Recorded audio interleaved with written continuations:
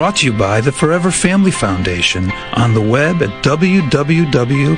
Who's getting her mic put together? It's being held together by a rubber band. There you go. Along with Phran and Bob Ginsberg, I'm Angelina, your host. Welcome to Signs of Life radio program brought to you by the Forever Family Foundation. We do have an interesting guest coming up this hour, Dr. Pamela Heath, who has such a wide variety of experience. She is a practicing medical doctor. She also has a specialization in psychology and also in parapsychology. And, of course, if that isn't enough, she's also a psychic, an artist, an author, an investigator of paranormal phenomena. We'll be talking about EVP. We'll be talking electronic voice phenomena. We'll be talking about psychokinetic energy. She's written a book specifically on that. But her latest book, which will be kicking off our interview with her about quarter after or about 18 after or so, is about suicide and how that is looked upon, felt by other mediums in the afterlife. And for those of you who've been, unfortunately, families that have had someone take their life, it's never the answer, as we know, but that they take their lives, you're left with that lingering thought and that feeling, well, is it different for them because they've chosen to cross themselves over? And I think the interesting thing and how the Forever Family Foundation, and I think the two of you will agree, has always seemed to, when we need an answer, when we need to have something to help us with that answer, we always have the other side come through and bring something to us. And what has happened is we received a wonderful donation in honor of a young lady who did cross herself over because of peer pressure. And the Christina Calco project is something that we have now started with the Forever Family Foundation. And we hope what it will provide is for parents, siblings, aunts and uncles, friends who have lost someone that way, answers so that they have a comforting place to go, so they know what it is like for that person that is on the other side. And from this medium's point of view, it's no different. We're all, I think, when we cross over, left with that lingering question, and we get the answer of how and why we lived our lives the way that we did here. But we do have Dr. Heath that will be with us, and she has compiled a wonderful collection, right, Bob, of certain stories and channeling from other mediums of their experience of what they've received from the other side of what it's like. Yeah, you might ask, just how do we study or get information about those who have physically died by suicide? And the answer is there are two ways. And we could study people that have near-death experiences as a result of an attempt to kill themselves. And there's also we can study messages that have been channeled through mediums. Mm-hmm. And these spirit entities that have crossed over, took their own lives, channel messages through mediums, and we can listen and study them and form our own opinions. I know we've discussed this before, but many mediums look at those who cross by suicide the same way that they would look at somebody that had a cancer or some similar disease. That many suicides are victims of depression and other mm-hmm. Mental illnesses and pressures, and right. There may not be a difference. That's something we'll investigate a little further later in the show. Right. So you can give us a call at 631-888-8811. In about 10 minutes or so, we'll be speaking with Dr. Heath on that. And if you would like more information, I know pretty soon we'll have information on the Christina Calco project at www.foreverfamilyfoundation.org. Being a nonprofit organization, we always appreciate donations. It brings wonderful programs to the public as far as educating the science, the mediumistic aspects, and the researchers out there as far as afterlife or survival of consciousness. One way that we also try to raise money is through bringing interesting mediums to this area. It is in the New York area. Holidays Pass is an event that's coming up on December 16th. Robert Hansen, a very well-known medium and a very generous medium that's located here on the island, Long Island, New York, I should say, for our national viewers, listeners, and Dr. Lauren Thibodeau, who's out of New Jersey. New Jersey. Thank you very much. Will be joining and helping out the foundation on December 16th for spirit communication from 7 p.m. till 10 p.m. Again, that's on December 16th at the Hilton Hotel on Long Island. If you'd like information on how you can be a part of that event, call 631-425-7707, or you can contact the foundation always through email by logging on to www.FFFCertifiedMedium.org. I think that's one of the goals, right, Phran, of the foundation, which is so neat in how you set up the structure, in that we do have an auxiliary board made up of those that are on the other side, and we do feel guided by them. One such example is the Christina Calco project, that we get all these questions of, how do we provide answers for parents who have lost a child this way?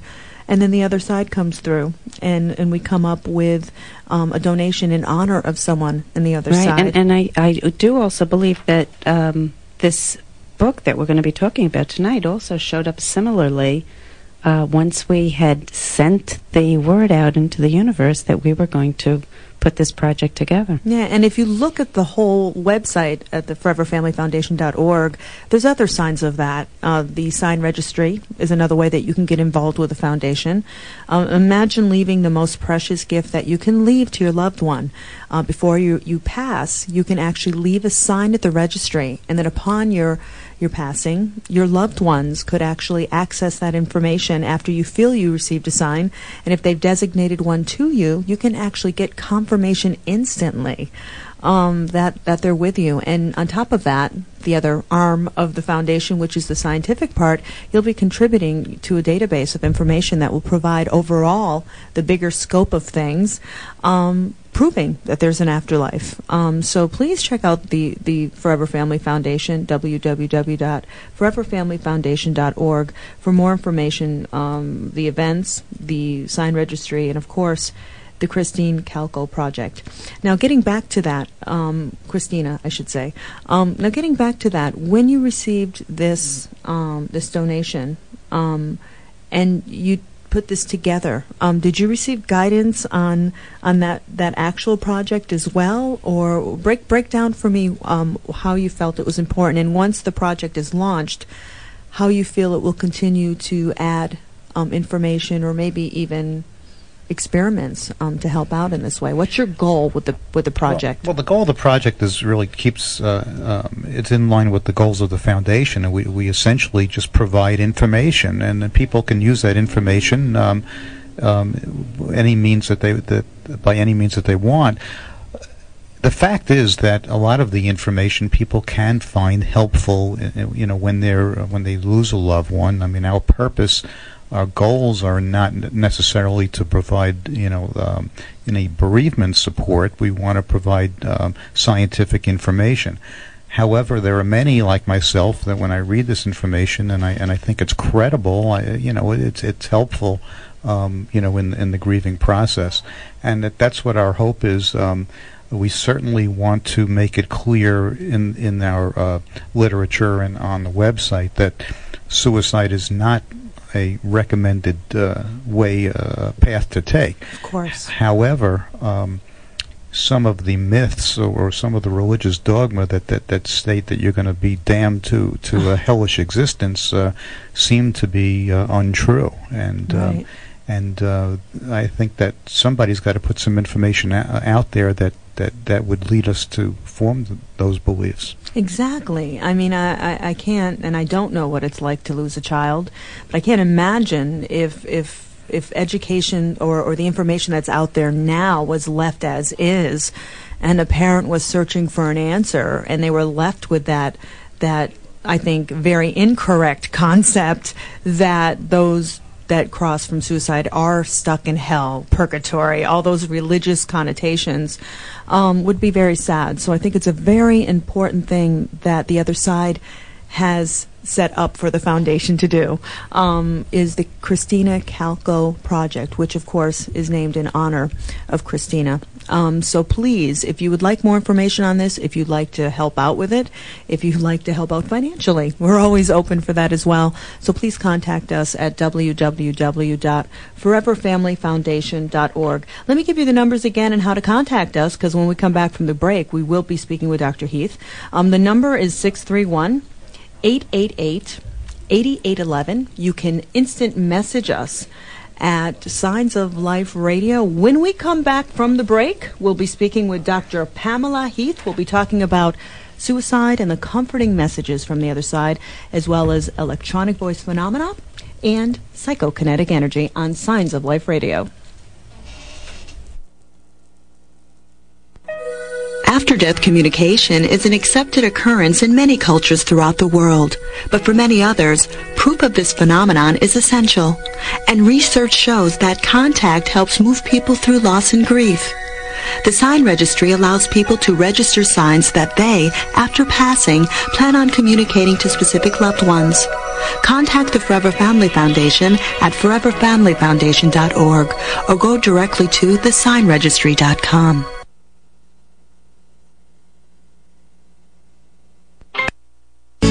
With the Nationwide Insurance On Your Side experience, you'll enjoy quality insurance protection, personal service, and our signature blue ribbon claims. Guaranteed fair, guaranteed fast. More than just a source for quality insurance, our agents are a part of the community. After all, local service is our policy. They're trained to listen, explain, and offer individual solutions as unique as the clients they serve. Contact your local Nationwide agent today. You deserve a faster, more convenient way to meet your insurance needs. That's why we're here. Nationwide really does provide an on-your-side experience, guaranteed. To find out how much you can save on your auto, home, or business insurance, call us at 516-766-4025. 516-766-4025. Nationwide Mutual Insurance Company and affiliated companies. Life insurance issued by Nationwide Life Insurance Company, Columbus, Ohio.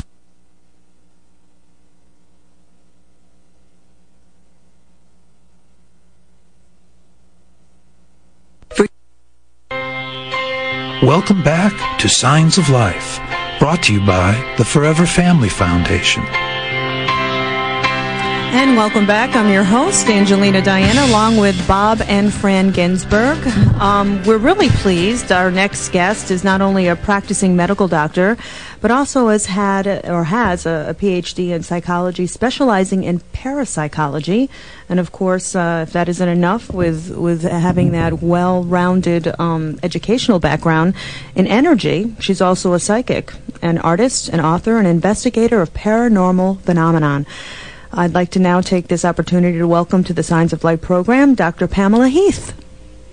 Well, thank you for having me. Well, thank you so much for being here. I have to tell you that when Bob, not only is he vice president of the Forever Family Foundation, but he does do a load of reading and wonderful preparation for the show. I was really blown away by the variety of experiences, not only in an educational background, but also in energy that you have. With everything that you do, my first question to you is, how did you find your passion in everything? What is the foundation of your passion with the work that you do? I think because I look at this lifetime as one of service, so I look for questions that need to be answered that nobody else wants to tackle.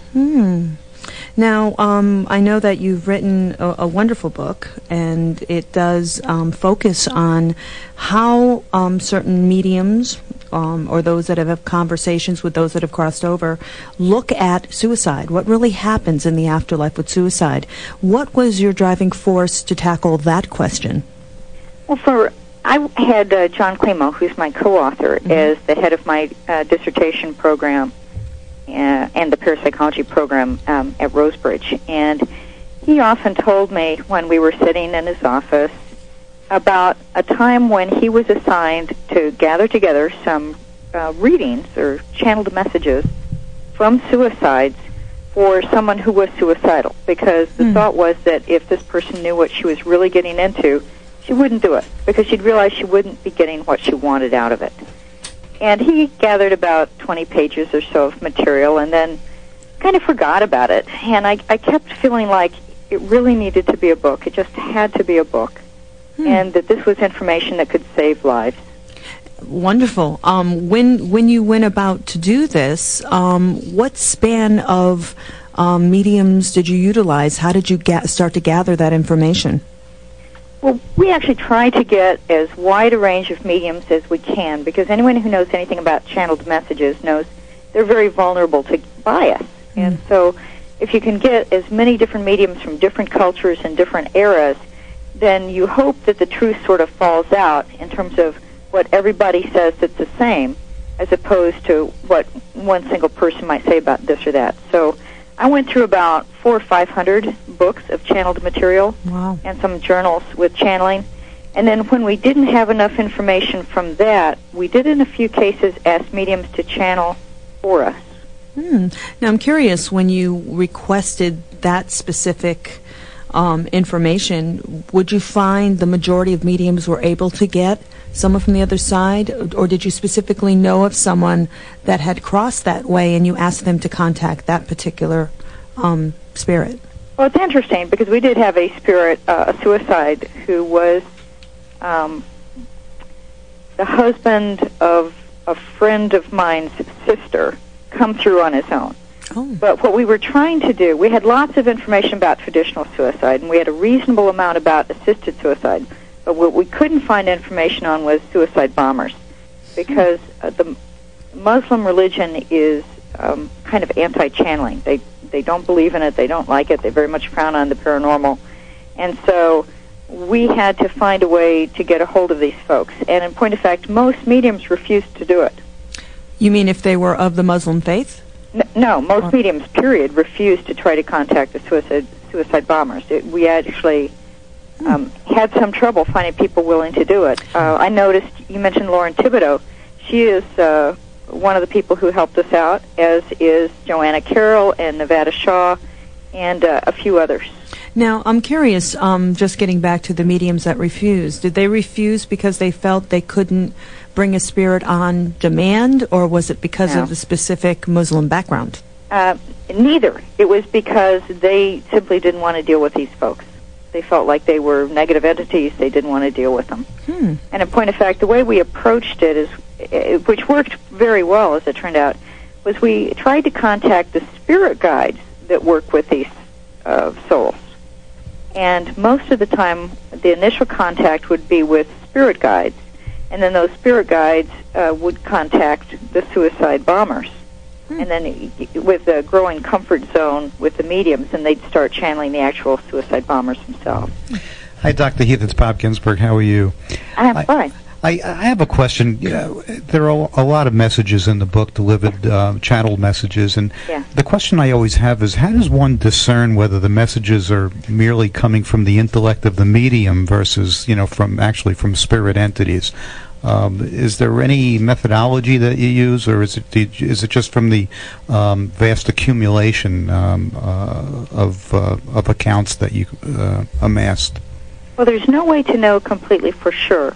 But we tried to approach it in two ways. One way was to try to find a method of confirming this information by looking at past life hypnotherapy regressions and near-death experiences to see if they also found the same thing. So there are a number of suicides who failed to kill themselves but had a near-death experience, and they come back and talk about what that was like. Right. So that's kind of a first-hand witness, so that's nice. The other part is we treat it a little bit like we were cops that are trying to find out what happened during a robbery, where you're taking lots of eyewitness accounts and you're looking for common ground. And where somebody says something that is, shall we say, suspiciously off from what everyone else says, we did include it usually, but we would note, we're not sure if this is true or not. Were the experiences that people had from the near-death experiences from suicide attempts similar to others? Did you do any research regarding the specifics of suicide attempts versus so-called normal near-death experiences? Yeah, PMH Atwater has looked at this question a fair bit, and basically near-death experiences can run the gamut from good to bad, and that's true for the suicides as it is for people who have near-death experiences for other reasons. So it's not like they're all wonderful or all awful. They are a mixed bag. We're speaking with Dr. Pamela Heath, author of Suicide, What Really Happens in the Afterlife. You can contact us at 631-888-8811 or instant message us at Signs of Life Radio. Dr. Heath, we have a caller on the line. Would you mind taking a question? I'd love to. Let's speak to Mary Ann from Huntington. Oh, I guess she got disconnected. Okay. I'm so sorry, but Mary Ann, if you're listening, please try calling again, 631-888-8811. I'm very curious, Doctor, when it came, and I know he asked a question about past life regression, but when it came to confirming scientifically the connection to a spirit guide, did you find that you received more validating information because it came from a comforting source for the medium and they were in a comfort zone? Or did you find that without the assistance of a spirit guide, information was just as flowing or as validating? Well, we weren't looking so much for validation per se, but it is interesting that indirectly I think we did get some validation. In a few cases, mediums came through with, especially with the suicide bombers, with things such as prayers in Arabic or things that were the suicide bombers, would talk about, which to me just sounded crazy. It made no sense at all until I read the Islamic Book of the Dead. Interesting. And in at least one case, for example, Joanna Carroll phonetically tried to speak out what she was hearing in Arabic, and it was one of the prayers from the Book of the Dead. Interesting. Now, did these mediums know that they were reaching a suicide bomber, or was it just information? Yeah. Okay. No, this was all up front. I would not do that to somebody. That would be unethical to have them. Well, no. I don't. I maybe you're misunderstanding what I'm saying. I don't think it's unethical to ask a medium to channel someone who they're feeling around them with giving them no information. I think actually, in some respects, by them not having any information, it's more validating. So that's why I was wondering if there was any examples of that. You just sat with a medium, they had no information whatsoever, and they came through with validating information. Yes, that experience I just mentioned about the. Trying to speak out a prayer in Arabic when she knew no Arabic, and I knew no Arabic, and I had no idea what was a normal prayer that the dead would say. No, I understand that. I guess I'm trying to go down to a deeper level and say... We were not focused on trying to prove or validate individual mediums. I respect that. I guess someone who's cynical could say that, and if they wanted to break it apart, they could say that, well, you told her it was Arabic, maybe she knew some Arabic, so I was just wondering if there were some examples. No, neither of us knew what was coming through. Neither of us discovered it till after the fact. Okay. Yeah.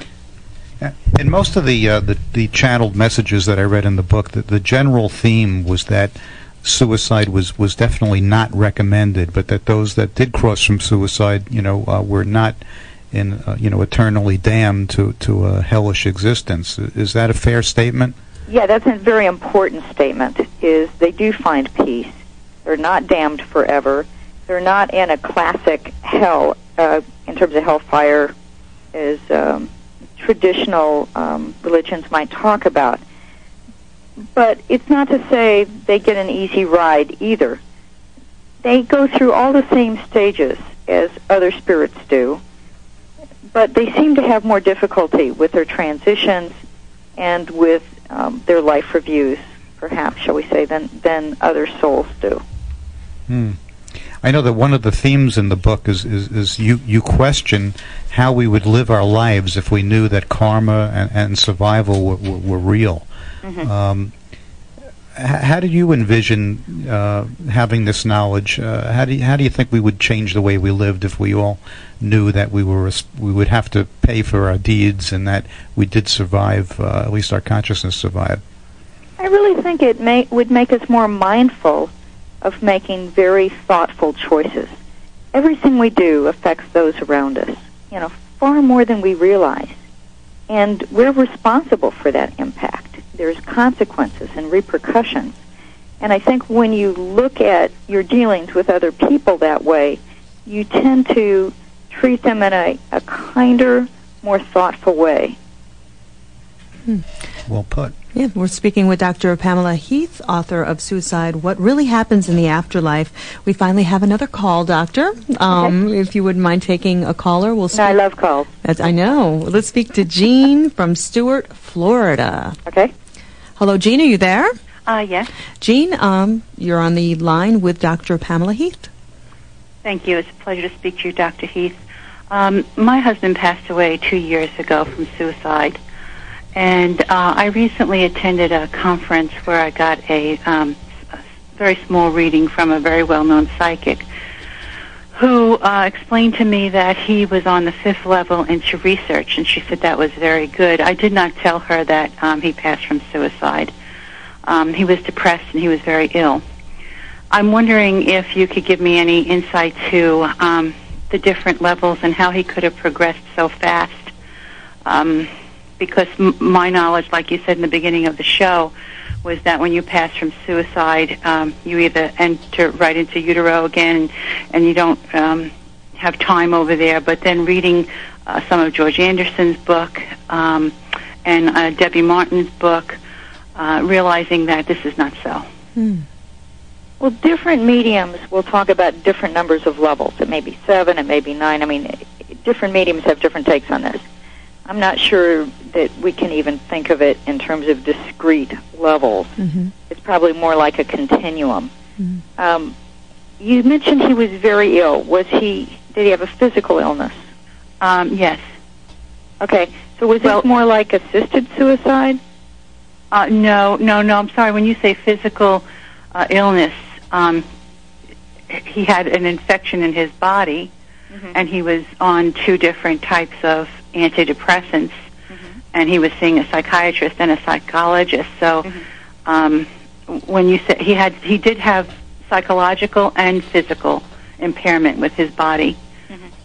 One of the things that George Anderson and John Edward and some of the other mediums talk about, including some of the older mediums back in the early 1900s, is that there seems to be some difference in how well people make their transitions based on how long their lifespan was expected to be. In other words, all of us come into life with a certain basic blueprint of approximate things we want to work on and about how long we're going to live and things like that. Right. And what they say is if he was getting close to the end of the blueprint, if it was sort of planned that he wouldn't be living much longer anyway for whatever reason, because of his illness perhaps, right, then these people tend to have pretty smooth transitions. They don't tend to hang around as long. Also, you have some impact on how well they make a transition. When you pray for them, that helps them. If you can let go of grief and guilt and anger and everything else that comes along when somebody takes their own life, that helps them. Oh, I see. So there may have been things that you also did that assisted his soul. I see. Does that answer your question, caller? Yes, yes. Well, as far as letting go of grief, I think someone always feels the loss of that person. Yes.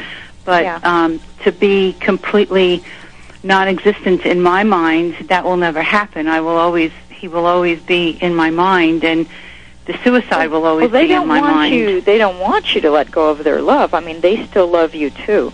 That bond is never ended. That bond of love is always there.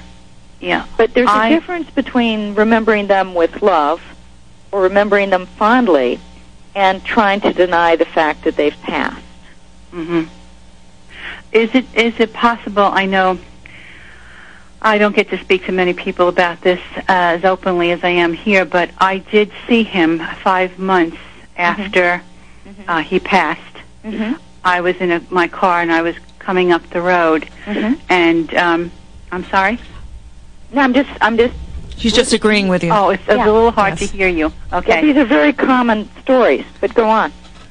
And the reason I knew it was him, not only that it looked like him, he was wearing clothes that a normal person wouldn't wear. I was taking some of his clothes out of the closet, and years ago the men used to have those members-only jackets, and I had the picture of him with the sign behind him when he went down to the Keys saying sunny days. And when I was approaching in my car, which I could have gone two different ways, but when I pulled out of the driveway, the last thing that hit my mind was to make a right instead of a left. And I was coming up the street, and there he was with this yellow members-only jacket on and some very brown pants with a baseball cap that he always wore, and he had a little dog, like one of those little Pekingese dogs, and he stood there and he waved to me with his hand open, which was the way he always waved to me. And when I pulled in front of him, I almost came to a stop, but I didn't stop, and I pulled around the curb, and when I looked in my rearview mirror, there was nobody there. You must have found that very comforting. Yes, I have had a lot of signs from him, and I do dream about him a lot. Yes, it was comforting, and yet it was very, very emotional. Of course. Yeah, but that's wonderful, because I think he wanted you to know that he's okay. Yeah. So, in other words, for him to appear to me like that, then he the way I feel about it is the minute he realized what he did after he passed, because this was the type of man he was, he said to himself, okay, I did this, I'm going to go on now. Yeah, I don't think he needed any kind of cocooning or time to adjust to the realization that he died tragically, and he went on. And I was just wondering if you think that's possible. Yes, personality has a strong impact. One of the things that came through here is that we really create our own realities. We do it in everyday life to a certain extent, seeing what we want to see or expect to see, wearing rose-colored glasses or otherwise, filtering what's around us. But the ability to create our own existence is even more true in the afterlife. And if you have someone like that who's willing to look at it in that way, it is really helpful. It really helps them. Good. Okay, well... Yeah, and I wouldn't be surprised if he does visit you in dreams. Oh, yes, almost every comfort week. You and give you good messages.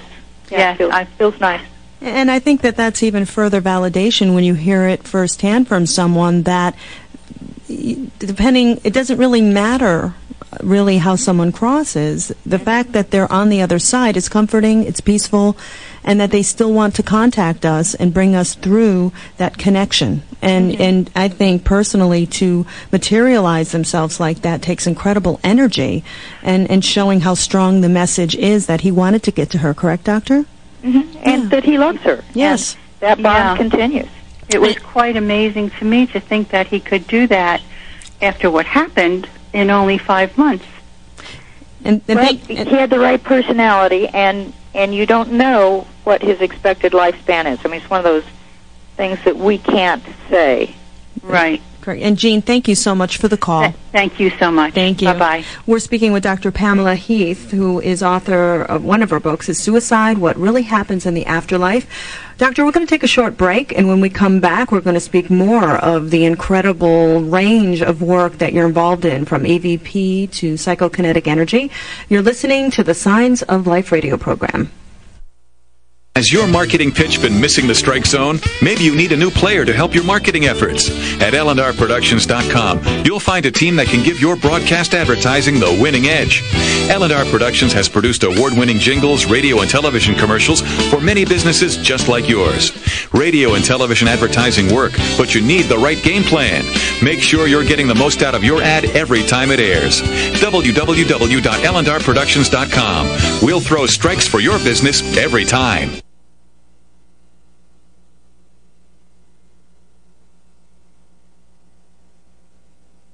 I would like to introduce you to the Forever Family Foundation, a nonprofit organization whose mission is to provide a forum where individuals and families who have suffered the loss of a loved one can turn for support, information, and hope. We believe in the continuity of the family, even though a member has left the physical world. The Forever Family Foundation is a joint effort of scientists, research mediums, and interested people who support the premise that life does not end with physical death. We wish to prove that the bond of the family cannot be broken even by death. We invite anyone who's trying to cope with the loss of a loved one to contact the Forever Family Foundation at 631-425-7707. That's 631-425-7707.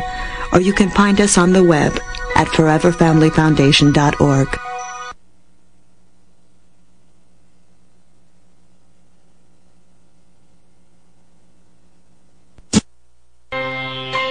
Welcome back to Signs of Life, brought to you by the Forever Family Foundation. And welcome back to the program. I'm your host, Angelina Diana, along with Bob and Phran Ginsberg, and we're speaking with Dr. Pamela Heath, who is very knowledgeable and has written really a very important book called Suicide, What Happens in the Afterlife. Doctor, we have another caller who would like to ask you a question. Is that okay? Doctor, are you there? Sure. Oh, thank you. I'm sorry, for some reason I couldn't hear you for a moment. Let's speak with Kathy from Glen Head. Hello? Yes. Hello, Kathy, you there? Yes, I'm here. Okay, ask your question to Dr. Heath. Yes, Dr. Heath. I help facilitate a suicide group on Long Island in Massapequa. And the characteristics of the suicide people are such that they're usually very, very giving people. They would give you the shirt off their back. In fact, I lost my only child, Dawn, to suicide 2 years ago. And the reason she died, the most apparent reason was a friend of hers had killed himself 3 months before, and she couldn't get over his loss. She didn't feel people had the right to go on, and he was dead. And these people are very caring, overly sensitive people. So when I hear psychics or mediums say that suicides are punished because they broke a contract, I feel that that's not the case. And just like the last caller, I've been told by top mediums that my daughter is on a very high level. In fact, I just had a reading the other day by an accredited medium, accredited by the Forever Family Foundation. And I was very surprised because she said there was a male figure with her father. It's actually her grandfather, who was like a father to her. And she has to go down a few levels to speak to him because in the different levels, I'm told over there, you're not allowed to go up, but the other person is allowed to go down. And my father was a terrific man, but my daughter is on a higher level than them. But the real thing I wanted to talk to you about, is it possible, doctor, that a lot of these people are indigo children, or people that have really one foot here and another foot on the other side most of their lives, because many of them feel different. And I'm told that a lot of them had the potential to have be mediums. Kathy, thank you for your question. What do you think about that, doctor, as far as, do you have any research in any of your books about maybe that they're more developed here, and that maybe perhaps they came down here to teach certain lessons and went back, and the only reason why maybe mediums feel they're in a higher level is just because they had a higher purpose to help others move along in their soul group? Do you have any research? I think there are some souls that do that's part of their plan, that they do come to Earth, and committing suicide is actually part of their blueprint. Mm-hmm. Or, in a few cases, is actually something that they see as a way of serving others. Yeah. And in which case, it is going to be handled a bit differently. But there is no one who judges you on the other side. We all judge ourselves. So your caller is correct. There's no real punishment per se, other than the own punishment that we give ourselves, because all of us have experienced, even in our current lives, where we've hurt somebody that we didn't mean to hurt. And it's very painful, and we tend to beat ourselves up over it, and it's hard to let go of that. And they experience that, too, sometimes. And I think an important point to bring out, too, and maybe you found this in your research, doctor, is that from a medium's point of view, when they say levels, it could be just something that they're sensing, as far as maybe they had a higher purpose here, or that they chose to only be here for a certain amount of time to get those things done. So, and I think that, and Phran says this all the time, and maybe you can maybe give us an example in the book of where you see this, is that as human beings we tend to want to put it in physical terms, and the other side is so vast that we possibly couldn't explain what we're feeling, so we tend to say levels or indigo children or things like that. In your research, have you found any such examples where you see like mediums use that same term over and over again, but you sense or know knowledge that the medium doesn't know, and that it's actually something bigger or greater than that? Ooh, well... Big question, I know. Yeah, I guess one of the more interesting terms that I came across was one that came directly from a spirit guide who was talking about unfoldment, and he talked about lineage. And what his meaning was, when you tried to pin him down to what that meant, was something that was almost beyond human comprehension. Interesting. So there are certainly cases of that. And I think one of the things that we do talk a little bit about channeling in general and the pitfalls of channeling. And one of the pitfalls of channeling is they're limited by the vocabulary of the channel they're working through. That's a good point. Or how much their channels is developed mentally and spiritually in terms of the kind of concepts they can understand. That's a good point. We're speaking with Dr. Pamela Heath, who is author of Suicide, What Really Happens in the Afterlife. You've also authored a book called The PK Zone, a cross-cultural review of psychokinesis. Again, another totally different topic. And from what I understand from Bob, you nailed it in that book too as well. What was your interest or your spark about studying psychokinetic energy?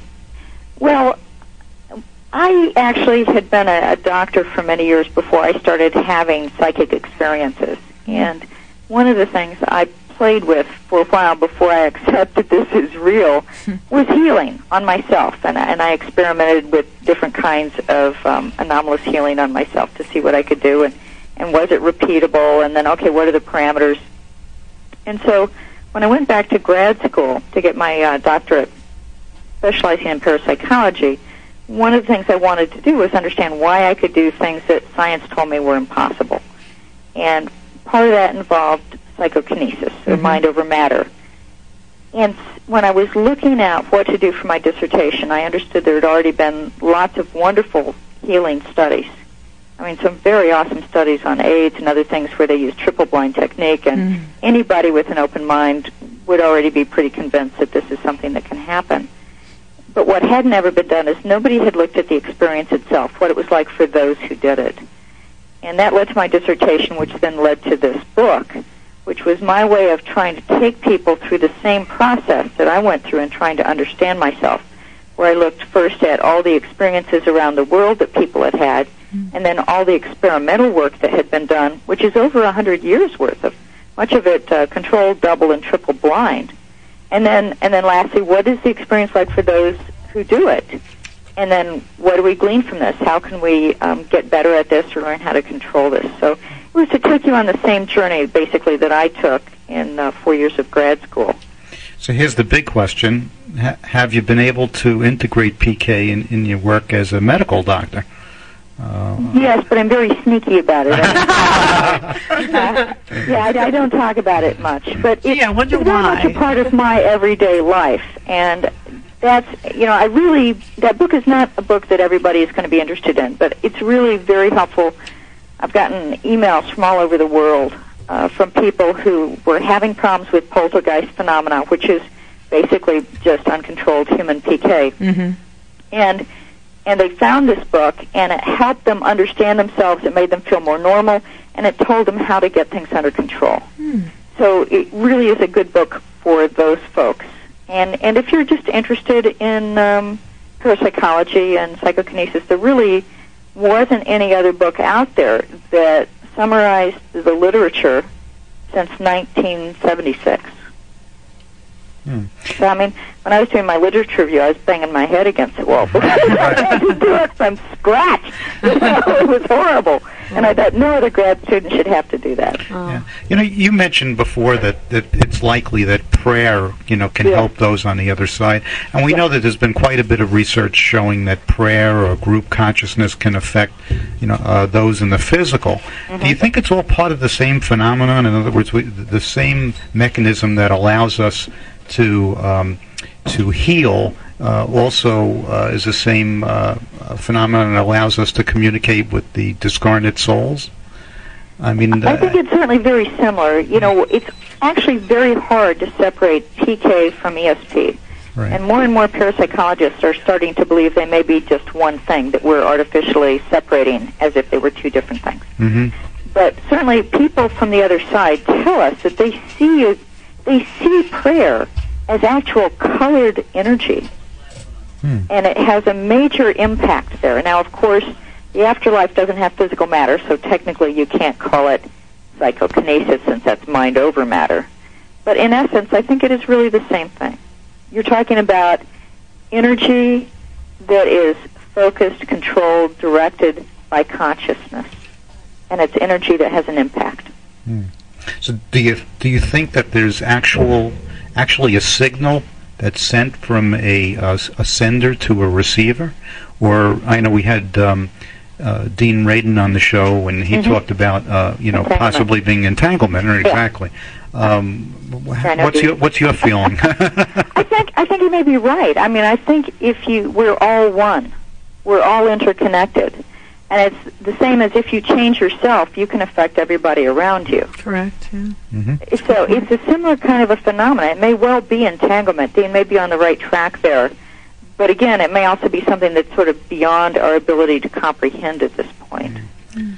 Wonder if we're going to find the answer. Yeah. Maybe when we get to the other side. Yeah, there we go. For sure. Now, I'm wondering if we have a telepathic connection here, and we really, really work hard on creating and working on telepathy, say, like between my husband and I, if that will or can be proven that will increase my ability to reach him better if, God forbid, he happens to cross over first. Would they, in fact, then be the same energy? If we're connecting, like if I'm sitting here with Phran and I send in my head as we're having lunch, order the broccoli, and all of a sudden she orders the broccoli, and I have that ability to be a good sender and she's a good receiver, and let's say, God forbid, Phran happens to cross over first, would I therefore be able to, since I've worked on that telepathic muscle, would I be able to reach her better on the other side? What do you think of that concept? I think it has to do more with connection. And so you're looking at what would be called the third variable, where you have something that's not directly an influence. So let me see if I can put this in words. ESP is improved by feeling deeply connected to somebody, by feeling like you're merged with them. Okay? Now, that feeling of connection and merger is also going to facilitate communication in the afterlife. But it's not really the ESP telepathy that's making the difference. It's the feeling connected with somebody else.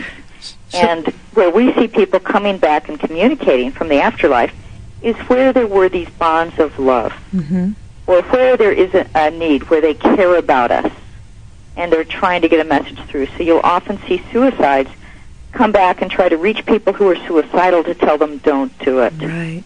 Even if they weren't close in physical life. So conversely, if I really wanted to reach my husband better on a telepathic level, I should feel more connected to him. So when I'm angry with him, it's not a good time to send him a message. It may be true, because the things you have to recognize, if you're going to talk about PK, which appears to overlap a lot with ESP. Correct. It's that some of the factors involved include emotion. So when you're feeling a strong emotion, whether it be anger or love, that tends to get through more. Okay. Oh, very interesting. If you're feeling energized, that makes a difference. If you're feeling deeply connected, if you're feeling one with somebody, that makes a difference. So you see, all these different things can have an effect. I pulled out something like 14, 15 different factors that all influence how well people can do these things. So to be a better sender, is it a fair statement to say if I wanted to send information, my vibration would have to be higher, but to receive, would my vibration have to be lower so that I can receive the information? No, I think that's sort of an artificial distinction. Okay. The psychics I spoke to said that it was all really the same. Okay. It all involved active energy. Okay.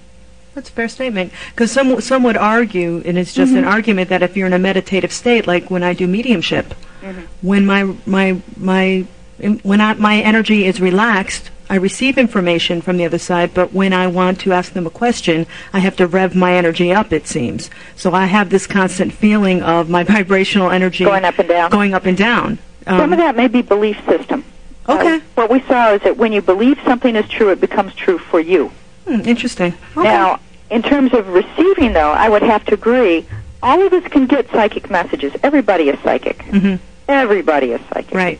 And we can all get messages from those who have passed, loved ones who have passed on. Correct. But we have to listen for those messages. And so for most of us, you're going to have a moment that you can quiet your mind and open up and listen. And that's what I feel is lowering your vibration. That's my belief system. For me, what it is they touch me on the neck. I'll feel them touching me on the neck, and it's like it's a signal to tune in. Wow. They have something they want to say to me. But I don't change my energy. I don't go up and down. Interesting. Whether I'm sending or receiving, I'm in the same altered state, and I just have that signal that tells me, oh, it's okay. It's time to slide into that state where you can send and receive. Yeah, I go to like a zone too. It's almost like I'm daydreaming. Yeah, it's part of why I called that book the PK Zone. Yeah, it's really cool. Yeah. Wow, well, this has been an informative hour. Dr. Heath, I want to thank you so much for joining us. If you would like information on your books, where could our listeners go? You could go to my website at www.PamelaHeath.com. Wonderful, and thank you so much for joining us. We really appreciated your time, your energy, and your work. Thank you so much. It was my pleasure. Have a good evening. All right, bye-bye. That was fantastic. It was really very informative. Excellent. And what a wide variety of studies she has had. And how cool is it that she's a medical doctor?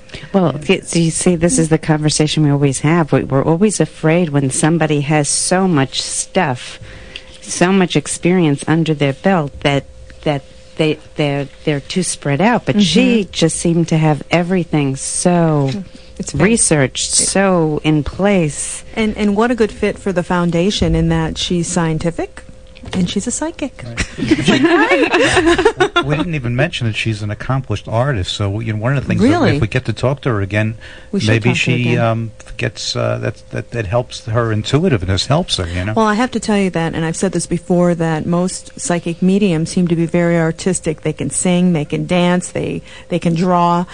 So it seems to be a very common trait, I think, of those that seem to be drawn to. Except the that world. trait normally would not get you through medical school. Correct. So that's what's so interesting about her. I would imagine that she is one of those rare individuals that is completely in balance.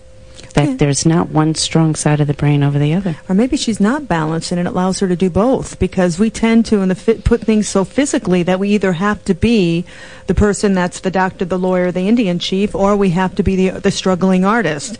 And that's kind of like, I think, a social way that people tend to look at the physical world. And the fact that she breaks that barrier is maybe she doesn't look at the physical world so simplistically. She just goes with her gut and her or as she says, beyond human comprehension. There we go.